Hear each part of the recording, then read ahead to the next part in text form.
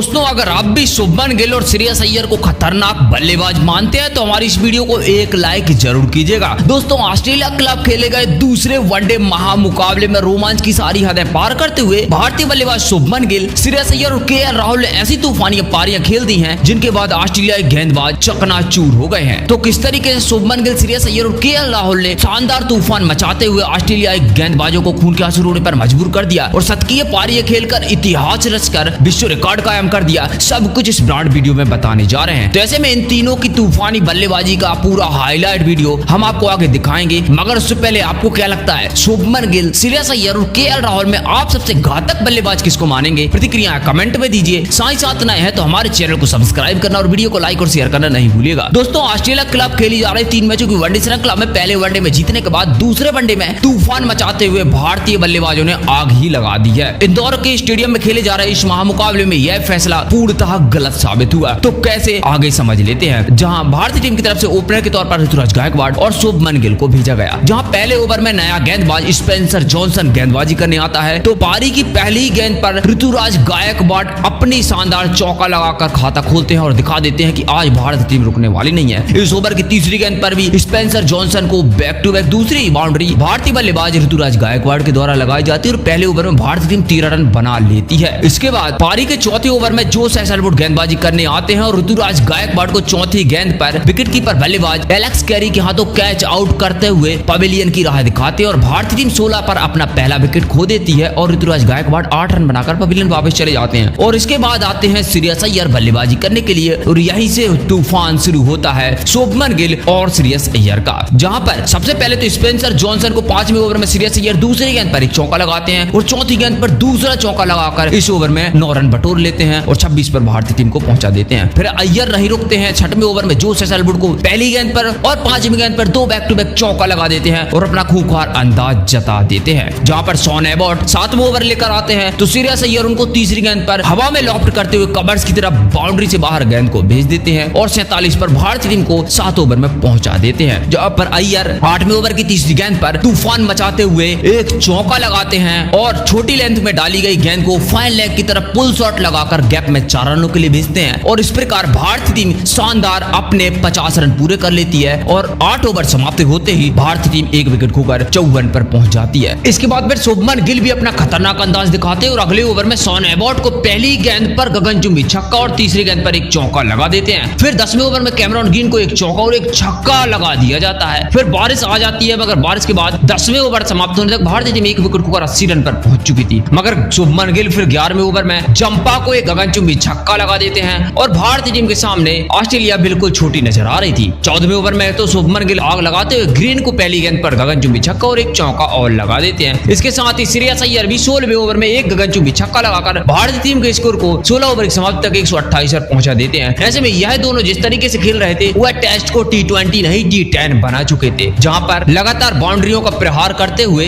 16वें over की समाप्ति तक श्रेयस अय्यर 42 गेंदों में 53 रन और शुभमन गिल 43 गेंदों में 60 रन बनाकर जमे हुए थे। दोनों अपनी अर्धशतक पूरा कर चुके थे और आज तो यह तय था कि ऑस्ट्रेलिया के परखच्चे उड़ने वाले हैं। और इसका एक और खतरनाक अंदाज 19वें ओवर में श्रेयस अय्यर एडम जंपा को गगनचुंबी छक्का लगाकर दिखाते हैं और 20 ओवर में मैथ्यू शॉट को भी बैक टू बैक 6 लगाया जाता है। शानदार बल्लेबाजी का नजारा पेश करते हुए श्रेयस अय्यर ने आज तो आग ही लगा दी थी। जहां पारी के 30वें ओवर में श्रेयस अय्यर का असली रूप दिखाई देता है, जहां पर दूसरी गेंद पर एक चौका लगाते हैं और 5वीं गेंद पर एक सिंगल लेकर 86 गेंदों में अपना शतक पूरा कर लेते हैं। शानदार बल्लेबाजी करते हुए 100 से भी ज्यादा के स्ट्राइक रेट के साथ श्रेयस अय्यर ने यह शतक पूरा करके इतिहास रच दिया था। इसके बाद 31वें ओवर में एक चौका जरूर शॉन एबॉट को वह लगाते हैं मगर 5वीं गेंद पर शॉन एबॉट उनको मैथ्यू शॉट के हाथों कैच आउट कराकर 105 के स्कोर पर पवेलियन की राह दिखाते हैं और भारतीय टीम 216 पर अपना दूसरा विकेट खो देती है। वहीं पर दूसरी तरफ लोकेश राहुल बल्लेबाजी करने के लिए आते हैं और आते ही एडम जंपा को 33वें ओवर में एक छक्का लगाकर अपना तूफानी अंदाज दिखा देते हैं। इसके बाद 33वें ओवर की आखिरी गेंद पर शॉन एबॉट के सामने एक सिंगल रन लेकर शुभमन गिल अपने वनडे कैरियर का 6वां शतक लगा देते हैं और शानदार अंदाज में वह जश्न मनाते हैं और 92 गेंदों में वह अपना 100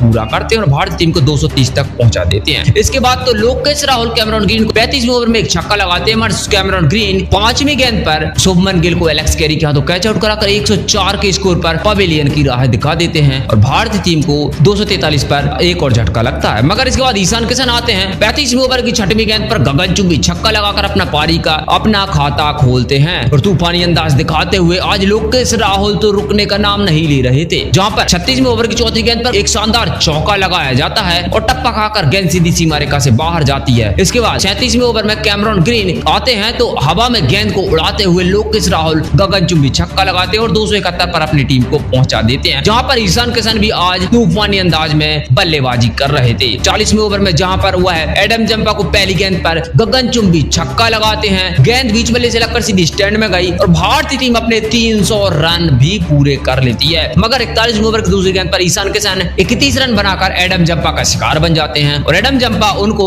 एलेक्स कैरी विकेट कीपर के हाथों कैच आउट कराकर पवेलियन वापस भेजते हैं और 302 पर भारतीय टीम 4 विकेट खो चुकी थी। इसके बाद सबसे तूफानी बल्लेबाज सूर्या बल्लेबाजी करने के लिए आता है तो वह अपना अंदाज 44वें ओवर में दिखाता है, जहां पर अब तक का सूर्य कुमार यादव का सबसे घातक अंदाज सभी ने देखा होगा। जहां कैमरॉन ग्रीन गेंदबाजी करने आते तो पहली गेंद पर खड़े खड़े फाइन लेग की ओर फ्लिक करके गगनचुंबी छक्का लगा देते हैं। दूसरी गेंद पर back to back Surya Kumar Yadav scoop करते हुए बाउंड्री लाइन से बाहर मैक्सिमम 6 के लिए गेंद को भेजते हैं। तीसरी गेंद पर हैट्रिक 6 लगाते हुए एक्स्ट्रा कवर की ओर शॉट लगाकर सूर्या कैमरॉन ग्रीन के परखच्चे उड़ा देते हैं और चौथी गेंद पर तो सूर्य कुमार यादव पैड लाइन पर गेंद को मिड विकेट की ओर फ्लिक कर देते हैं और सीधा दर्शकों के बीच 6 रनों के लिए गेंद जाती है। इस ओवर में 4 6 लगाए जाते हैं, 26 रन दिए जाते हैं। भारतीय टीम 44 ओवर में 4 विकेट खोकर 337 पर पहुंच गई थी। इसके बाद सूर्य कुमार यादव अगले ओवर में शॉन एबर्ट को एक चौका लगाते हैं। फिर से गेंदबाजी करने के लिए 40वें ओवर में कैमरॉन ग्रीन आते हैं तो कैमरॉन ग्रीन के सामने सूर्य कुमार यादव तीसरी और चौथी गेंद पर बैक टू बैक 2 चौके लगाते हैं। आखिरी गेंद पर कैमरॉन ग्रीन लोकेश राहुल को 52 के स्कोर पर बोल्ड आउट करके पवेलियन वापस भेज देती है। 350 यानी कि 355 रन पर भारतीय टीम